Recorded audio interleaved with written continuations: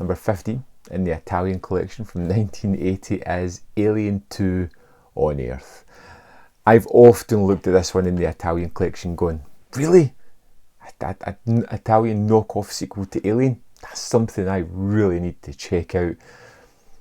It just took me a while to get there. I finally took the plunge and bought the movie, and threw it on to discover, a little research beforehand. You start to look, just a flick through reviews after I've bought the movie to see what it's like, to see that it's pretty much being crapped upon by almost everybody.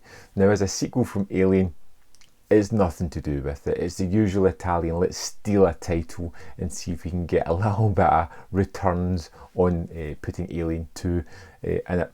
This one actually is a lot like The Descent. And I think that's part of the thing that's really great about it. And it's a little bit slow in the way it tells its story, but I feel as if it's got enough atmosphere throughout it to make it curious. It kept my attention. Very rarely did I find it waning from the movie.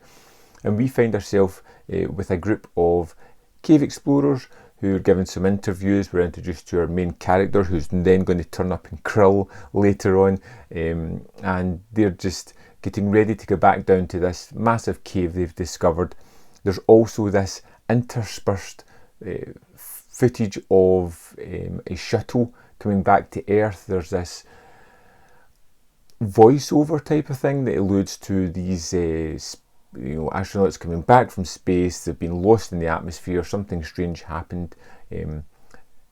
The cave explorers discover these strange rocks strewn about the Earth on their way down there, and then they go down into the caves. Now, this is where the movie for me became really fantastic, because I loved the look of all the stalagmite down there and the strange formations, and the fact that they're actually down there gives some amazing production value. It looks otherworldly, strange and weird, and even with them being down there with not much happening, they just look and feel, in the tactile experience of being down there adds a hell of a lot to the actual movie itself.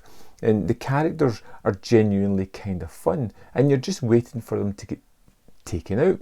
And 45 minutes into the movie of this 1 hour 25-minute movie, all things just kick off. There is blood, there is people's heads exploding. It's just wonderfully visceral and just brilliantly done. And one of the best things that is done, probably on a budgetary reason, is you never see the alien at all. You see parts of it. You see it from a point of view shot with either tentacles going around it, or later on in a wonderful effect, a kind of pulsating mass around about the screen where it's only the smallest part you can actually see.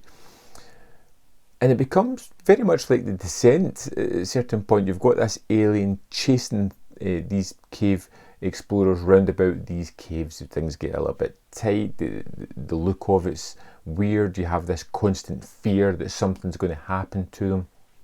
And then you get a sort of reveal later on at the end, which you can see coming a mile away, because it doesn't, it steals the title from Alien, but it has a lot more to take from really Invasion of the Body Snatchers, including that kind of downbeat ending that you get. But I loved the fact that they had done that they got that ending.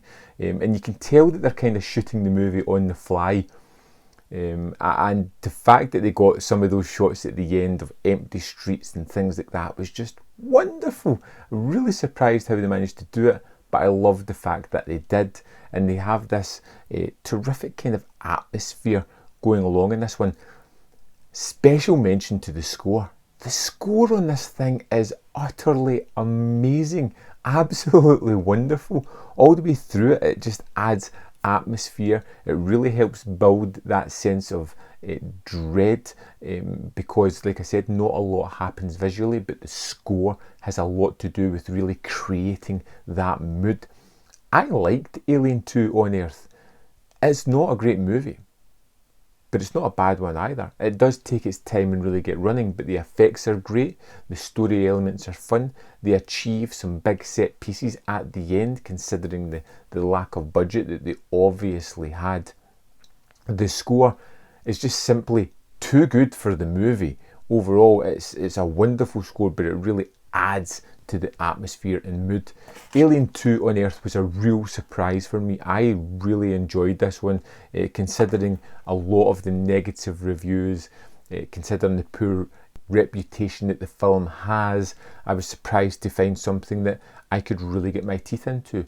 Wonderful production value, amazing score, some really atmospheric scenes as well.